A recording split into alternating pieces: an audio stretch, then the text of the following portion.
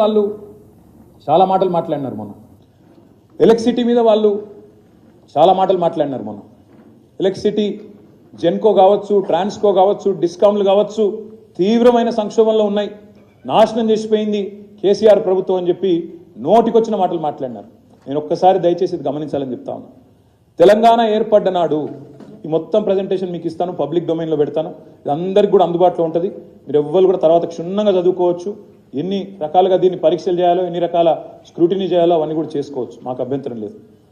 ఇక్కడ మేము చెప్పవలసిన మాట ఏమంటే, విద్యుత్ రంగం తెలంగాణ ఏర్పడ్డ నాడు 2700 మెగావాట్ల లోటు ఆనాడు తెలంగాణలో ఉన్నది. ఇన్వర్టర్ లేని ఇల్లు లేదు, జనరేటర్ లేని అపార్ట్మెంట్ లేదు.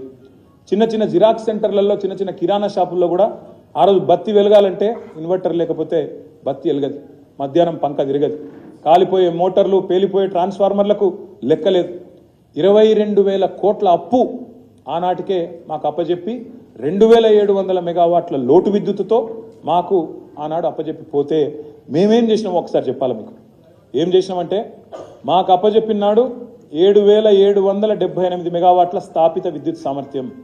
మేము దిగిపోయే నాడు 19,464 మెగావాట్ల విద్యుత్ సామర్థ్యానికి పెంచి దాదాపు 12,000, సుమారుగా 12,000 మెగావాట్ల విద్యుత్తును, అంటే 60 ఏళ్లలో వాళ్ళు 7,700 చేస్తే మేము కేవలం 10 ఏళ్లలో 12,000 మెగావాట్ల విద్యుత్తును రాష్ట్ర ప్రజలకు తరగని సంపదగా యాడ్ చేసినాం. ఇక్కడ ఇంకొక మాట కూడా చెప్తాను నేను. ఇది నెక్స్ట్ ఇయర్ కల్లా చూస్తే ఈ 19,000 నెక్స్ట్ ఇయర్ కల్లా యాదాద్రి కమిషన్ అయితే 25,000 మెగావాట్లకు చేరుకుంటుంది. అంటే ఎక్కడ 7,700 మెగావాట్లు, ఎక్కడ 25,000 మెగావాట్లు, దయచేసి ప్రజలు ఆలోచించాలని చెప్పి నేను విజ్ఞప్తి చేస్తా ఉన్నాను. ఇంకొక మాట, తలసరి విద్యుత్ వినియోగం పర్ క్యాపిటా కన్జంప్షన్ 13-14లో 1,196 యూనిట్లు ఉంటే ఈరోజు 2,140 యూనిట్లకు పెరిగింది. ఇది 24 గంటల కరెంటు పవర్ రైతులకు ఇవ్వడంతో, నాణ్యమైన కరెంటు ఇండస్ట్రీకి ఇవ్వడంతో కన్జంప్షన్ పెరిగి రాష్ట్రం అంతటా కూడా పీక్ డిమాండ్ కూడా పెరిగింది. 13-14లో పీక్ డిమాండ్ 5,661 మెగావాట్లు ఉంటే ఈరోజు 22-23లో 15,497 మెగావాట్లు. ఇది ఉమ్మడి రాష్ట్రం యొక్క పీక్ డిమాండ్ కంటే ఎక్కువ. ఉమ్మడి రాష్ట్రంలో కూడా ఎన్నడూ 13,000 మెగావాట్లు దాటలేదు. కానీ వేరుపడ్డ తర్వాత తెలంగాణ యొక్క విద్యుత్తు పీక్ డిమాండ్ 15,500 మెగావాట్లకు చేరుకుంది. ఇది మన విజయం కాదా, రాష్ట్రం సాధించిన విజయం కాదా, ఆలోచించమని చెప్పి నేను కోరుతా ఉన్నాను. రాష్ట్రం ఏర్పడక ముందు 6 సబ్స్టేషన్లు ఉండేవి 400 kV. ఇవాళ దాన్ని 19 యాడ్ చేశాము, 25కు చేరుకున్నాయి. 220 ఆనాడు 51 ఉంటే 52 యాడ్ చేసినాము, 103కు చేరుకున్నది. 132 ఆనాడు 176 ఉంటే దాదాపు ఇంకో 80 దాకా యాడ్ చేసాము, 250కి చేరుకున్నాయి. 33 kV సబ్స్టేషన్లు 2,138 ఉంటే దాదాపు మరొక 1,000-1,100 యాడ్ చేయడంతో 3,200 సబ్స్టేషన్లకు చేరుకున్నాయి.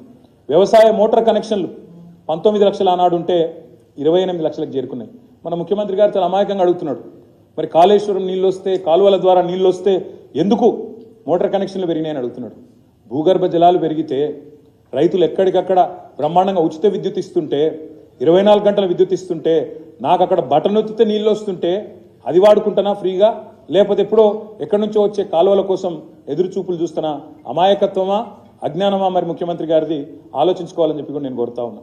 కొత్త కరెంటు లైన్లు, హై టెన్షన్ లైన్లు కొత్తగా 11,607 కిలోమీటర్లు ట్రాన్స్మిషన్ లాసెస్ని, డిస్ట్రిబ్యూషన్లో ఉండే ఇబ్బందుల్ని అధిగమించి డిస్కామ్లకు కూడా, మన గ్రిడ్ కూడా కనెక్షన్ లేదు, నార్త్ సౌత్ గ్రిడ్ కనెక్షన్ లేకుండే, దాన్ని కూడా జోడించి అటు హెచ్టీ లైన్లు కానీ ఎల్టీ లైన్లు అయితే 4,83,000 కిలోమీటర్లు మారుమూల తాండాలకు, మారుమూల గిరిజన గూడాలకు ఇవాళ గర్వంగా చెప్పొచ్చు తెలంగాణలోని ప్రతి బిడ్డ.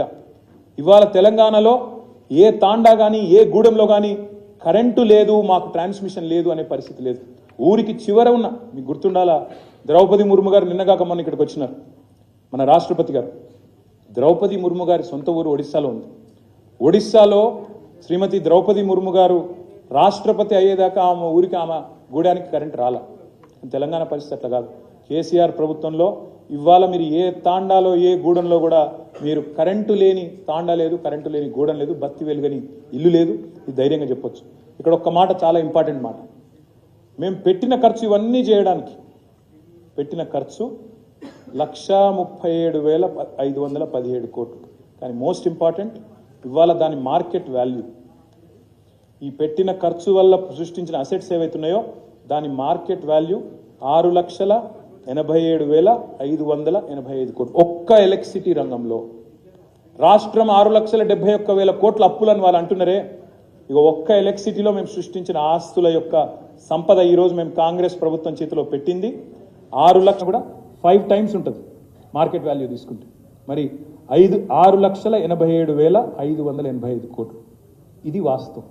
ఒక్క ఎలక్ట్రిసిటీ డిపార్ట్మెంట్లో మేము సృష్టించిన ఆస్తులే వాళ్ళు మోపుతున్న నిందలు, వాళ్ళు మాట్లాడుతున్న పనికిమాలిన మాటలు ఏవైతున్నాయో వాటికి సమాధానం అనే మాట కూడా నేను మీకు విజ్ఞప్తి చేస్తా ఉన్నాను. ఇంకొక మాట కూడా ఇక్కడ ఎలక్ట్రిసిటీ విషయంలో మీకు చెప్పాలి. వచ్చే సంవత్సరం డిసెంబర్ నాటికి this Congress government is going to enjoy the fruits of our labour. This Congress government is going to enjoy the fruits of our labour. వాళ్ళు మేము చేసిన కష్టాన్ని వాళ్ళు విజయాలు వాళ్ళు అందుకోబోతా ఉన్నారు. వాళ్ళు ముఖ్యమంత్రులు వెళ్ళి మంత్రులు వెళ్ళి ప్రారంభోత్సవాలు చేసుకోవచ్చు, కొబ్బరికాయలు కొట్టవచ్చు, కానీ చేసింది కేసీఆర్ అనే మాట ప్రజలకి తెలుసు, ఈ రాష్ట్రంలోని ప్రతి ఒక్కరికి తెలుసు. 26,000 మెగావాట్లకు దాదాపుగా వచ్చే డిసెంబర్ నాటికి 2024 సంవత్సరం డిసెంబర్ నాటికి విద్యుత్ స్థాపితలు ఎక్కడ 26,000 మెగావాట్లు. దయచేసి మీరు ఆలోచించండి. ఒక భద్రాద్రి 1,080 మెగావాట్ల సామర్థ్యం, యాదాద్రి 4,000